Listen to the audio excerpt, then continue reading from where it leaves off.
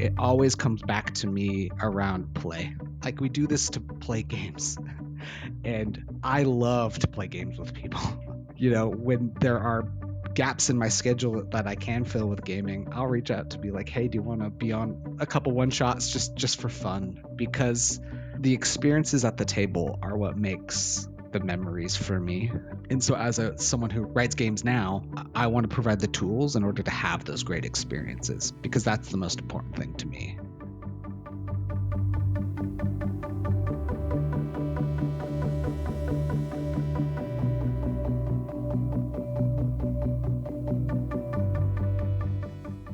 You're listening to the Lost Bay podcast, a show about and with indie tabletop RPG designers and creators. I'm Iko. Today my guest is Goblin Archives, designer of the contemporary horror RPG Liminal Horror. Before diving to the episode, let me tell you folks how much I'm stoked to be back after such a long hiatus. I missed you folks. What you can expect in the following months is more interviews and also a few special episodes.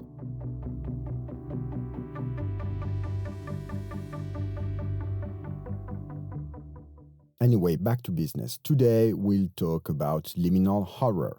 Liminal Horror starts as a hack of the RPG Cairn, the forest fantasy game by Yochai Gal. Liminal Horror has been released a year and a half ago, and since then its ecosystem has grown significantly. It counts now 2 official modules, a collection of pamphlets has just been kickstarted, and the game jam is running right now until the end of October. The cool and special thing about this episode is that it's been recorded over a 10-month period. We did 3 recording sessions with Goblin Archives. The first one, little after Gobin had just released the game, and the last as the 2 official modules were released in print by Exalted Funeral. So somehow this episode tracks Goblin Archives' journey into the indie TTRPG industry from being a new designer to becoming a more seasoned one. We recorded the first segment in October 2021, little after Goblin had released the Liminal Horror core book. Your game is called Liminal Horror. Yes. How did you pick the name of the game? Okay. When I wrote in college doing creative writing, it was always the hardest thing to title, right? And so when I did Liminal Horror, I just went through and wrote maybe 10, 15 different possible titles, just revolving around that concept of cosmic horror. And on my Twitter feed, there's a thing called liminal spaces that puts these images, and they always stuck with me as being extremely interesting. And so I was like, Liminal Horror. So you said you were doing some creative writing and some poetry writing.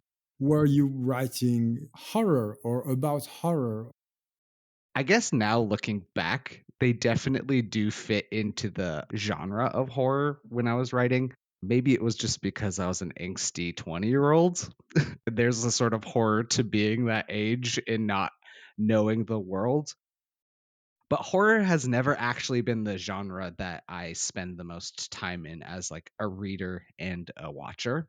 That was definitely more sci-fi fantasy was the things that I spent just being immersed in. But as I've gotten older and reflecting back, when I was 17, I had Crohn's, and that definitely impacted my sort of early adulthood. And so looking back at those writings that I did, they definitely are tinged with a little more horror aspects. It's funny now that I've written this game and am sort of steeped in it. That's the kind of things I've been reading much more, but it wasn't what I initially spent a lot of time on growing up. Goblin Archives approached tabletop RPGs kind of slowly. He read D&D 3.5 when he was in middle school during a sleepover, and then later a few other games. But he never had the opportunity to actually play a game until a few years ago. About 8 years ago, so that would have been in 2013. I can't remember the impetus, but finally was I want to play games. I want to do it. And so I bought the starter kit for 5e, and I got my friends together, and we started playing, and I started running. So I ran before I ever got to play in a game. We did a weekly game for years. The table was always open to people. If someone was like, "Hey, I want to play a game," I was like, "Okay, come on." And so sometimes we'd have up to 7 players with 2 or 3 who it was their first time ever playing a game and first time with us. And how did you stumble across like more indie stuff like the OSR games, or is it something recent? So probably it's a mix of 2 things. With D&D, I didn't necessarily like always the traditional published stuff that was put out.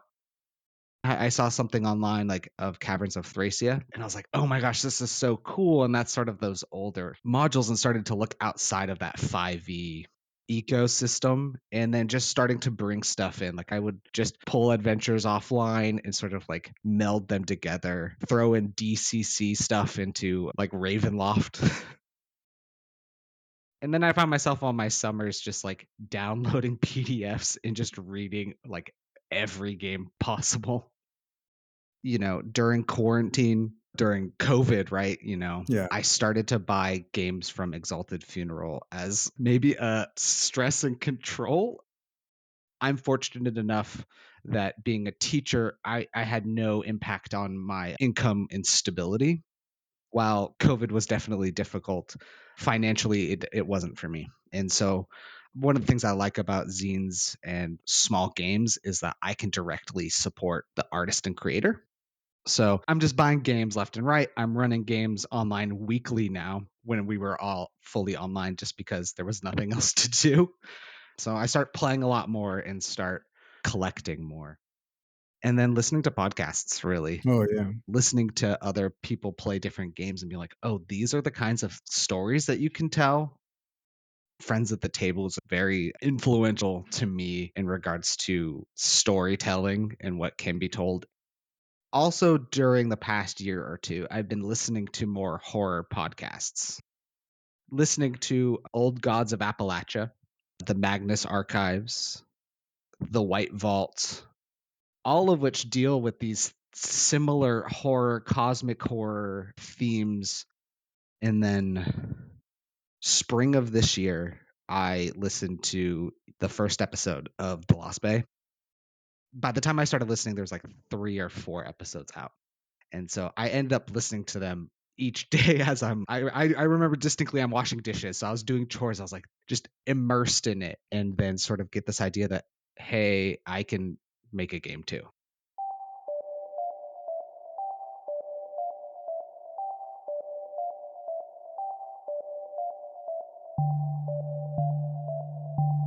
So while he's brainstorming about designing a game, Goblin Archives is playing concurrently a Mothership and an Electric Bastionland campaign.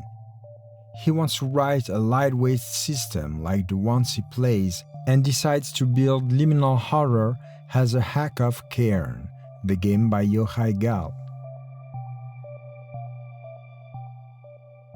I become enamored with, the structure, the principles, just like how it is. It's so succinct. And then I thought, what about a Call of Cthulhu, cosmic horror, modern Cairn? I'd read some Lovecraft before, Yeah, but Lovecraft has a lot of problematic issues with it. sure. Him especially. I took the SRD for Cairn and rewrote it to fit that sort of modern theme. The couple big sticking points for me to get started, though, were determining how I could approach cosmic horror without it being so stigmatizing for mental health. And this is where Cairn comes into play. In Cairn, there's a mechanic called scars. Scars affect the characters but allow them to evolve and to grow. Goblin adapted the Cairn scars into what he called the Fallout system. I loved that like scars and like what you find is how your character grows. I wanted there to be an impact when you encounter the weird, the strange, the horrific, but I didn't want it to be your character goes crazy. I created this table of 20 different Fallouts that are almost completely narrative based. Some of them do have mechanical growth attached to them, and I went back and forth on whether to include that or not. And all of them are meant to be a potential story seed for future like things that happen, right? So like some of them there's a door that you see out of the corner of your eye all the time but cannot open. I used that framework and structure the way Cairn did it because I thought it was so effective. Yeah. And I felt like building that up and using that structure allowed me to sort of spread my wings as a new game designer because I didn't have to also create and learn a new information flow. I could instead use one that worked well, that was built specifically to be open to others, and then take that and try to run with it in my direction, which was bring it to a modern setting. So Goblin Archives' design journey was fueled by the community. The podcast C was listening, the support of the members of the NSR Discord server, the server created by Yochai Gal, Cairn itself, he was able to modify and tweak for his own project. And so as he was building his own game, supported by the community, Goblin decided to find a way to give back what he was learning. The fun thing is, every single step of this journey on making Liminal Horror has been new learning. And luckily, I love learning. Okay. uh, I am a teacher who's now transitioned to work mostly with adults and so facilitate adult learning. And a lot of those tools and the skills that make that effective, I've tried to bring in regards to how I help other people join into the community. I created the annotated archive of game design resources. I took all of the things that I found that helped me start out because I didn't know anything about layout, web design, visual design, anything really. They'd always interested me, but I hadn't done any of it. I started to take all of the different pieces. So the subjects are like SRDs, Yeah. programs you could use, layouts and fonts, images. And so I started to like take the Twitter threads and the different blog posts that I'd found and bring them together into a single place so that I could lower the barrier for entry into someone making a thing for themselves. The way the barrier was lowered for me. The annotated archive of game design resources is online and free for everybody to access. It always comes back to me around play. Like we do this to play games. Yeah. And I love to play games with people. When there are gaps in my schedule that I can fill with gaming, I'll reach out to be like, "Hey, do you want to be on a couple one shots just for fun?" Because the experiences at the table are what makes the memories for me. And so as someone who writes games now, I want to provide the tools in order to have those great experiences because that's the most important thing to me.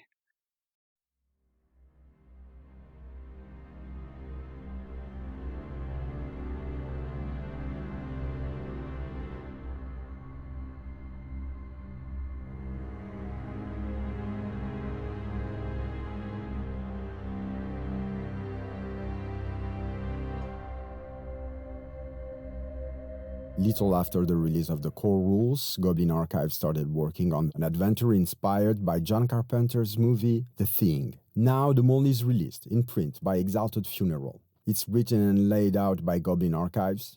The mind-blowing cover is by Zach Hazard. Interior art is by Professor Garbage Goat and Trevor Henderson, and editing is by the one and only Vi Huntsman.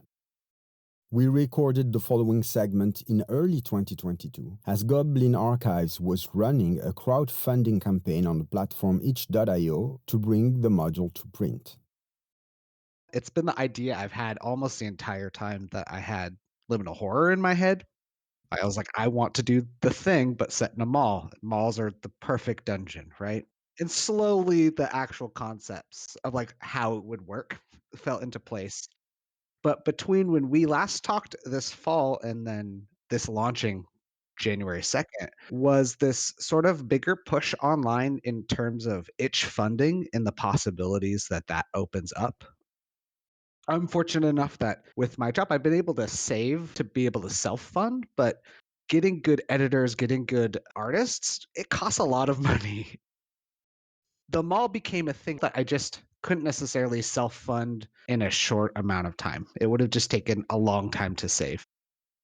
Let me give you some context about funding with itch.io, also called itch funding. In early 2022, there's been a lot of talk about using the platform itch.io that you might know as a video game and indie TTRPG distribution platform for crowdfunding purposes. The YouTube channel Plus One EXP organized several YouTube lives about why and how we could use each instead of the better known Kickstarter. Yeah, my question is, there's no time limit in each funding. So how do you relate to that? Like, did you give yourself like a time limit? I tried to really build it in a self-sustaining way that nothing that I'm promising won't come about by lack of funding or having funding take a long time. And so the way I laid it out is I set it for 2 months, but the thing with itch funding is I can continually push the date for however long you want it to be. And unlike Kickstarter, after the funds clear an itch, like I can pull them out and start commissioning. And so the second I have my editing funds ready, which I already do, I send it to Vi and start editing and start that process. And then Oh, once yeah. I get the next group of funding for Zach, I'll release that to him. And then when I get the next funding for my friend Professor Garbage Goat, I'll release the funding to him to do some art for the inside. And so slowly it'll grow and I'll keep putting it up onto the itch page as it's growing. But I did start it with an already viable product that I've run multiple times. I could see someone though starting it with an idea and then doing the same process as sort of like they could live build and design a game. Yeah. And as people slowly join on to the itch funding, they can watch that process.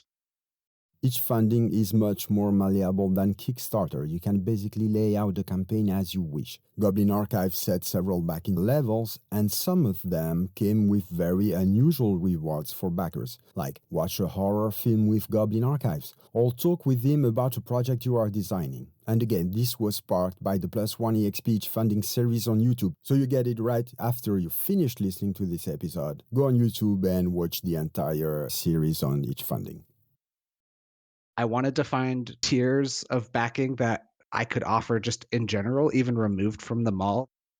I wanted them to be things that are enjoyable not only for me, but for whoever backs them. And I already have one backer for the movie time. Oh, yeah. So some of the super special backer tiers is what I called them. Where one was called Design Time, where I offered to meet with someone to talk about designing either a system, an adventure, or just a session they were going to run. I did put a note though that if someone were wanting to design something for a liminal horror, that they shouldn't back that. They should just reach out to me. To me, and maybe it's just the position I'm in, I tried to frame all of this around like design should still be fun. Making the games should be fun. There is stress, of course, and there's nervousness and having people look at your work and not funding and all of that is still there. But I really try to frame as much as what I do as being like, this is a thing that I love. It's a community I love being a part of. And so the fact that I get to do it with some financial support too is cool. And so I try to frame all my decisions around like, how can I maintain like my level of engagement and how can I engage and uplift others in participating? The mall has successfully funded. It's now available in print via Exalted Funeral, and as of now, early September 2022, Goblin Archives has released a second module called The Bureau, also published by Exalted Funeral and co-written with Josh Domansky. Following next is the last interview I did with Goblin Archives. We recorded this segment in July 2022, a few days before the release of the printed versions of The Mole and The Bureau. Oh, I was like just sort of reflecting that it's been interesting because each time we've recorded, I've been a very different designer in terms of my understanding of what I'm working on. What has changed for you as a designer? What's different now? You know, more people are playing my games and there's all that part to it. I wrote this game I was really proud of and put it out, but I didn't really understand what I could end up doing with it. I knew I wanted to grow it. And I wanted it to be something that others made stuff for. I wanted to follow the Sean McCoy, build a community around your game and support it. But I didn't know what that looked like yet. And now having put out the mall and the bureau at the same time in physical print, I'm seeing people posting pictures with them, and that brings me immense joy. And what I've realized is I've created a system that is adaptable to such different types of horror and different types of games with very small tweaks that I think that it is something that really meets a lot of people's needs and desires for when they think of a modern horror game. Speaking of like growing the game and You told me once that you will try to put out tools that players and GMs can use for different styles of adventure and of playing that integrate with liminal horror. So, having written two very different styles of horror games, I feel like I've identified how one goes about tweaking liminal horror to be what they need it to be. To me, it's changing your character creation to be specific to the type of like story you're going to tell, like what backgrounds and that kind of stuff. So, and that's just like writing a few words down and having them choose from that instead of choosing the backgrounds from the book. That's great. Changing the fallouts to be more specific to whatever evil or monster or abyss or whatever it is you're going for, like weird, having it reinforce that. And then I found that if you create a modular mechanic to give a third reinforcing point, I think that makes it so you can be pretty successful. For the mall, I integrated whisper cards, which were the way that characters secretly were replaced by the thing. And then in the bureau, we had these resonant artifacts that are these super powerful, super weird, sort of messed up objects of power. And they've fundamentally changed the tone of the games to fit the needs of the story that's being told. And so what I've started to do is like I started a blog like every designer tends to do. And I've just been putting out modular rules that you can add to your table. I have one that's going to come out that will be like a flashback mechanic. I have one that's like tags for like just ways that you can make the game more complex and reinforce what you're wanting to do. Yeah, that's really great. A great way to think game design, like something that has like flexible shape and that adapts itself to serve like the mood or the setting of the adventure.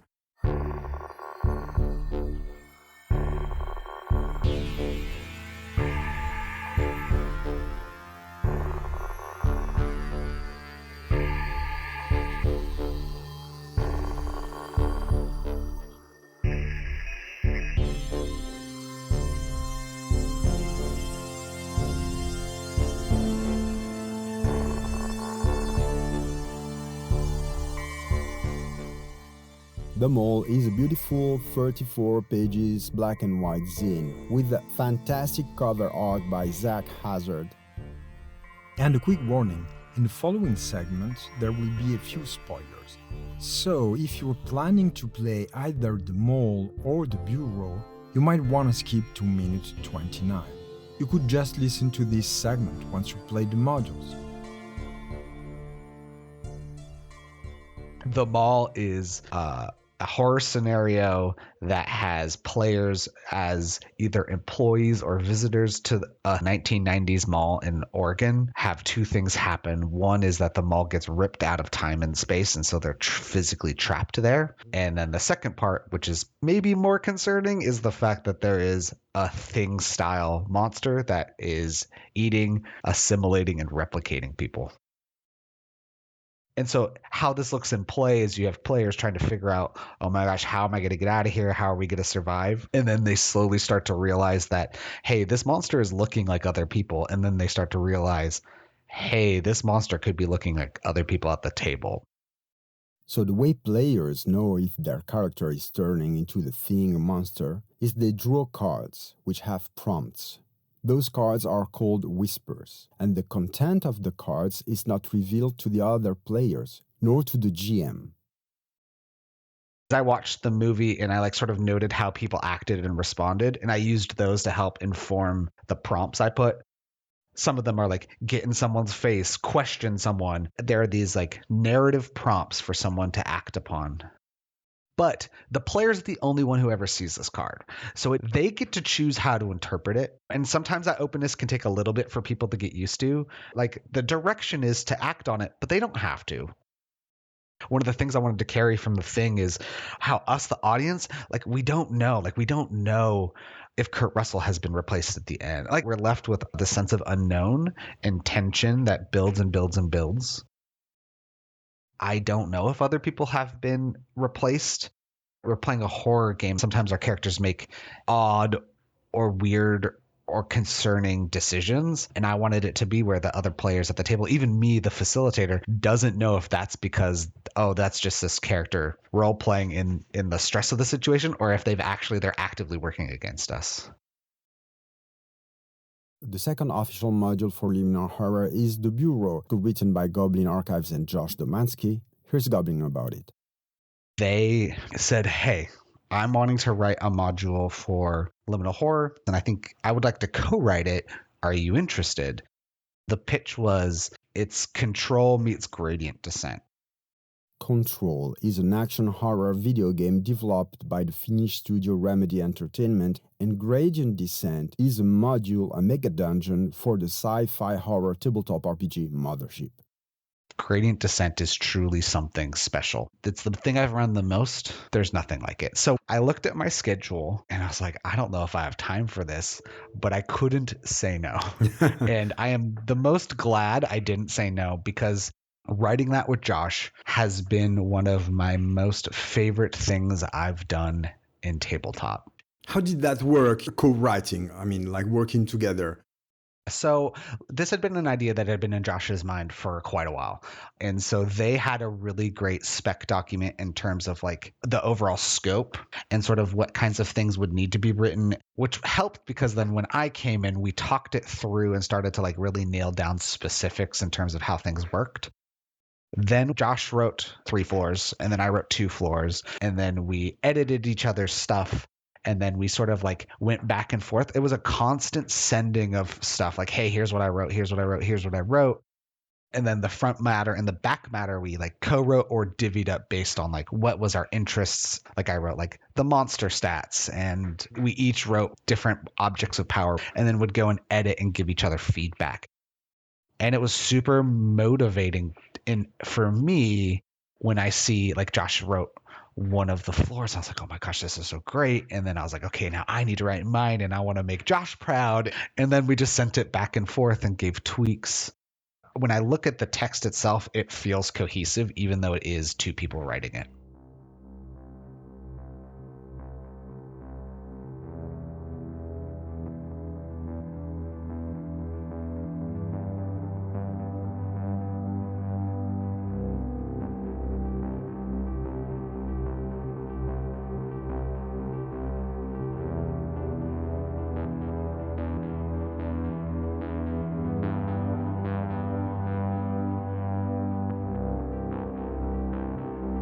The Bureau is a government organization that takes catalogs and contains objects of power or like things that have incurred from other like dimensions and things like that. They are called resonant artifacts in the module. Something goes wrong with these artifacts, and something called the shadow starts infecting and changing the Bureau and the characters who are inside it. Players play characters who, for some reason, are trapped inside the Bureau when this transformation occurs. We have all these custom backgrounds. We call them operational experiences, reasons why you end up in the lobby. Some of them are related to the Bureau. Some of them are very much not. Someone's like, oh, you're an intern. Oh, you're delivering food for the day. And you end up getting locked in. And the only way to get out is to go down. Of course. The overarching goal is to end the director's lockdown so you can leave the building. It's multiple floors as you go deeper and deeper, and then you start to realize what the problem is. And so sort of the horror of the Bureau is governmental systems that use things for their own power and means are not good. And like we press against that explicitly. And the characters, as they go deeper, have to engage with that and understand that sort of that background and that context. The skateboarder who came into the Bureau got all these changes, and now like, what do you go back to when you leave? Like, you are different now. Like, you've come up to the darkness and like maybe conquered it, you know, but like, what's left afterwards?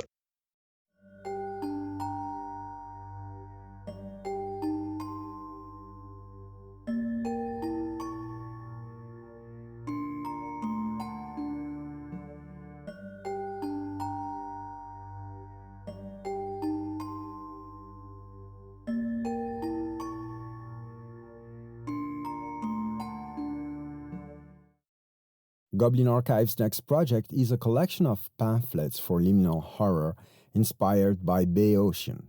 Bay Ocean was a city on the coast of Oregon that was eaten by the ocean a few decades ago. In Goblin Archives' alternate version of Bay Ocean, it still exists in another timeline or dimension. And this is a project I'm a little involved into because I'm producing some sound accessories for it. So it's all within a region. It's all within Oregon. Everything I write is within Oregon because it's the only place I've ever known. The pamphlets themselves, I think each one I'm going to be writing is inspired by a different horror film. It's an excuse that I can watch horror movies and say I'm doing work. One is Haunted School. Another one I'm watching I want to do is Messiah of Evil. Watching these, taking inspiration from them, and writing a pamphlet adventure. But there's another layer to this that I really want is to make this space, this town, this region feel real as much as possible. And so one of those things that I think really captures a space is what are the sounds of this space? Not only the sounds of nature, but like sounds on the radio, right? Driving late night. And so being on the Oregon coast too, there are large parts without cell service because you're in a rainforest going over mountains. And so there's times where all you get is a crackly radio.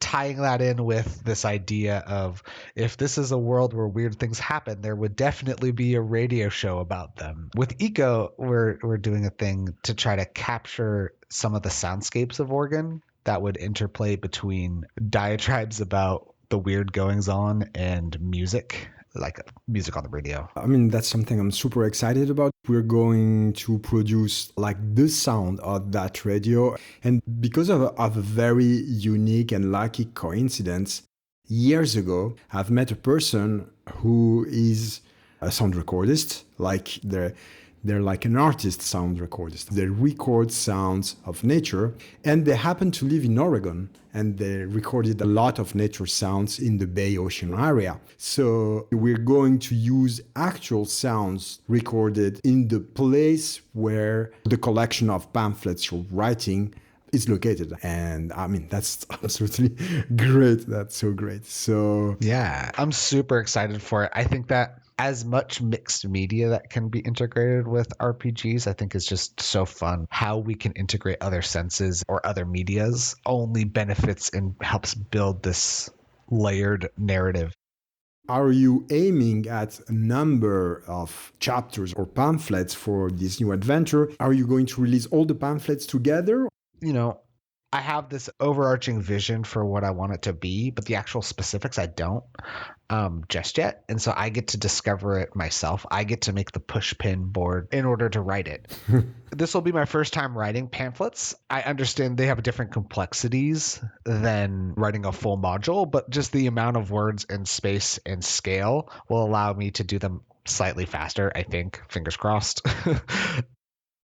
So anyone could be playing these in isolation as just like an adventure for their table. It doesn't have to be Bay Ocean specific, but once I start to get more and collect them together, I do want it to sort of have this overarching meta narrative almost. But I want people to have content to play. And so I would be putting it out as I finish them, probably on itch, probably for a couple bucks with community copies. I don't know the price point just yet, but my goal is to get it to people's tables. If folks want to follow like the progress, what's the best way for them to see what you're doing, to connect with you? The best way to find me probably I would say is Twitter, but not everyone uses social media in that way. And so I do have multiple modes. I try to have any big updates push in a few different ways. So there's a newsletter, there's Twitter, there's itch. And so I try to be pretty responsive too. If someone has a question about the game, has a question about something you're wanting to write, feel free to reach out. I definitely love talking shop whenever I can. And I want to support people writing stuff because that's how I started too, is that the scene supported me.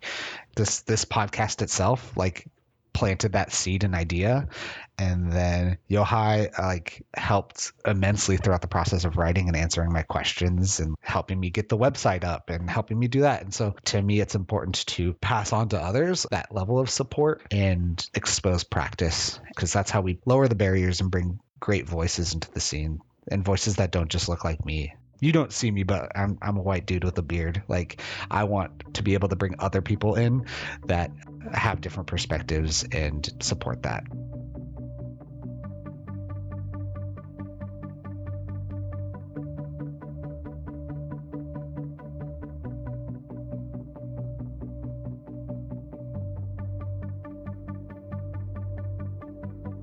This was Goblin Archives, designer of Liminal Horror, a contemporary horror RPG, and of the modules The Mole and The Bureau.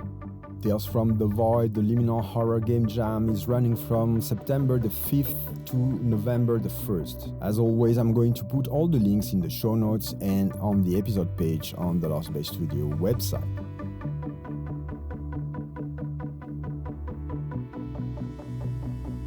You've listened to the Lost Bay Podcast, a show about and with indie tabletop RPG creators and designers. It's produced and edited by me, Iko. Edited supervision is by Laura Elle. Music is by Avery. Additional music for this episode is by Neutral Audio Lab, Mr. Thenoroma, and Sergei Keremizinov. You'll find the full music credits in the show notes. If you want to be notified of future episode release, subscribe to the Lost Bay Podcast in your podcasting application right now, or subscribe to the newsletter at thelostbaystudio.com. Thanks a lot for listening, and until next time, stay well.